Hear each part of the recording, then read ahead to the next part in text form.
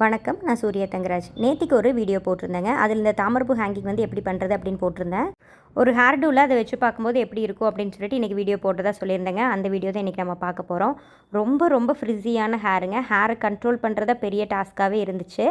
அது மட்டும் இல்லாமல் சௌரி வச்சு நம்ம எப்போவுமே வந்து ஜடை போடும்போது 3 கால் ஜடை போடுவோங்க. ஆனால் இன்றைக்கி அதை வச்சுட்டே நம்ம வந்து ஒரு ஃபிஷ்டெயில் ஹேர் டூ பண்ணியிருக்கிறோம். ஸோ ஒரு நல்ல நீளமான ஹேர் டூ கிடைக்கும்.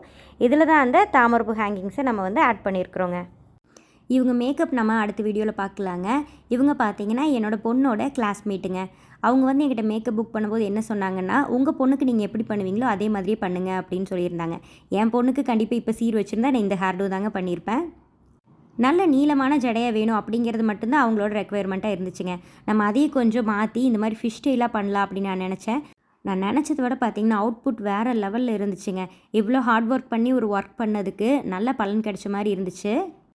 மேக்கப் புக்கிங்க்காக ஒரு ஃபோன் பண்ணாங்களுங்க. அப்புறம் சாரியை கொண்டு வந்து கொடுக்க வந்தாங்க. இதை தவிர அவங்க வந்து மேக்கப் பற்றி எதுவுமே சொல்லிங்க.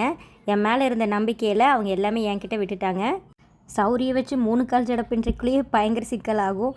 ஆனால் நம்ம ஃபிஷ் டெயில் பண்ணுறது கொஞ்சம் ரிஸ்க்கான விஷயந்தாங்க. ஆனால் ரிஸ்க் எடுத்ததுக்கு நல்ல ஒரு அவுட்புட் வந்து கிடச்சிது. Surya's makeup artistry.